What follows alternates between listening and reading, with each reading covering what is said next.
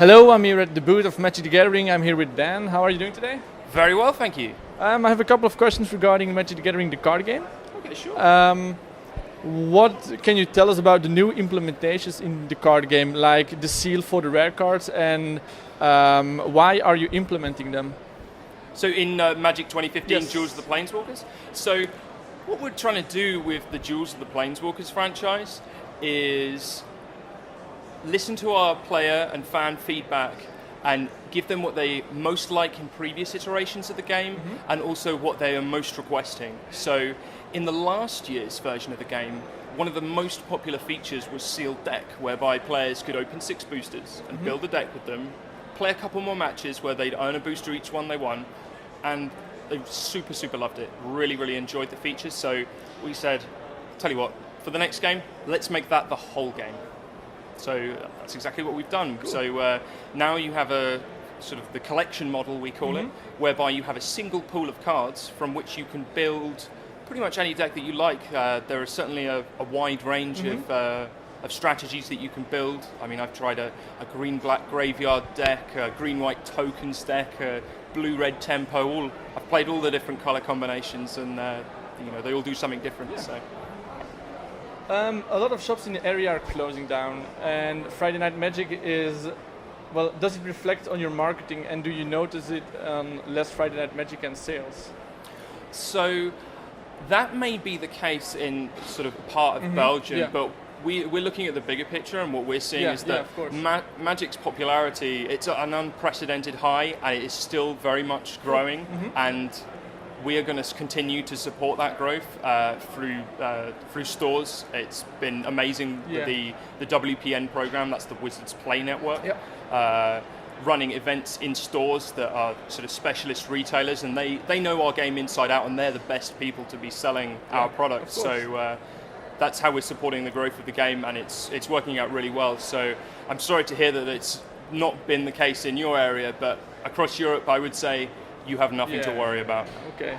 Well, since in our area that is the case, is there support for standalone groups planned? Because right now we have to organize it all by ourselves. Is there a possibility to for standalone groups to ask for support from Magic the Gathering?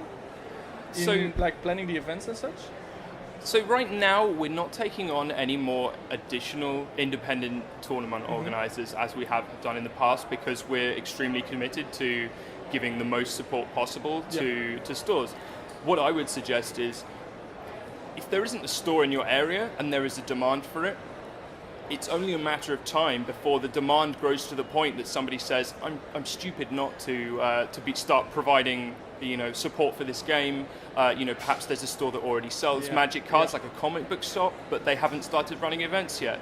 And I would advise players in areas that have that sort of perhaps almost like a drought of events to speak to stores near them and tell them about the Wizards Play Network.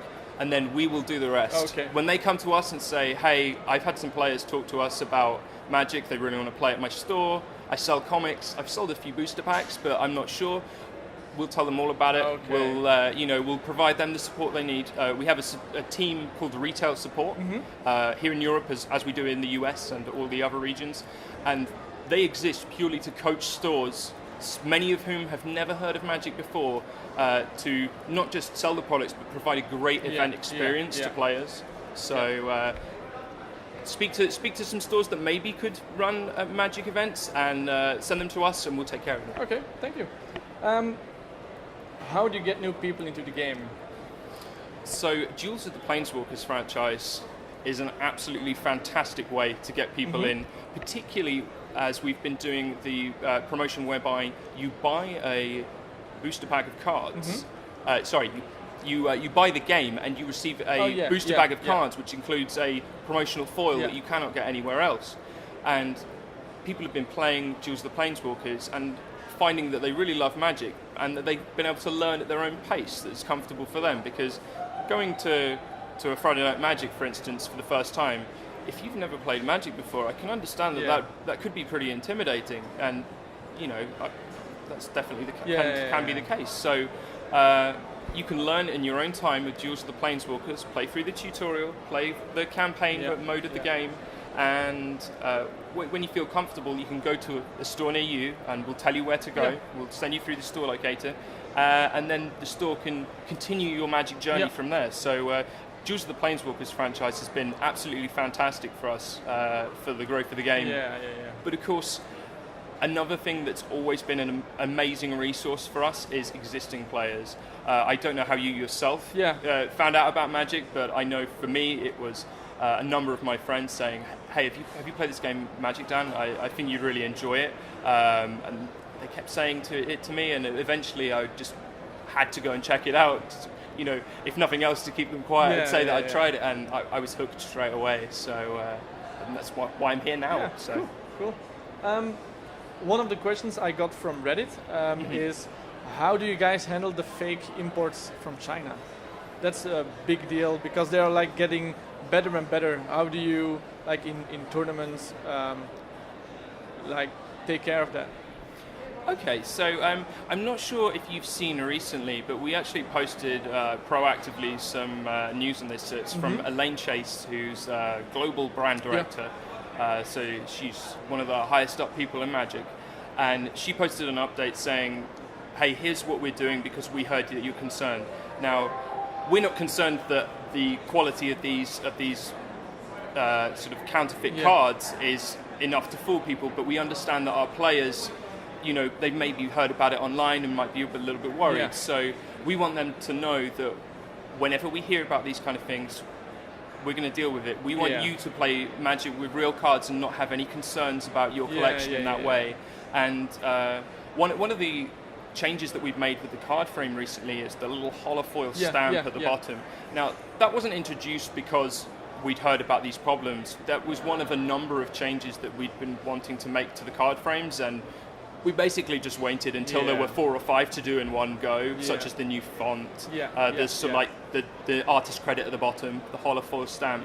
Did them all at once, and that's a proactive measure that's going to make sure that things like this that maybe players are concerned about are not going to be a problem for them. As a last question, do you have any future releases you can talk about? Well, it depends how much detail you want. So we have Dual Decks Speed vs. Coning coming very, very soon, which is going to feature a few cards from the upcoming fall large set, which is a new block. It's called Khans of Tarkir. It's set on the world, the home world of Sarkhan Vol, and there are 5 warring clans, each of which is a what Magic players will commonly refer to as a wedge, which is 1 color plus its 2 enemies. So similar to how Shards of Lara had the 3 sort of color shards. We're going to be showing off some new stuff tomorrow. Cool. So I highly advise you to come and check that out. And if you are not somebody who can attend here at Gamescom, be sure to follow us on Twitter. I'm at Wizards_Magic EU. I will make sure that everyone at home has a chance to see these new previews as well. What else have we got coming that I can talk about? There's Commander 2014. So perhaps you're not the sort of hardcore standard tournament player, perhaps you like playing around the kitchen table at home, or just like playing some 4-player casual games in your local store. You probably have heard of the Commander format. We have a new set of 5 coming out.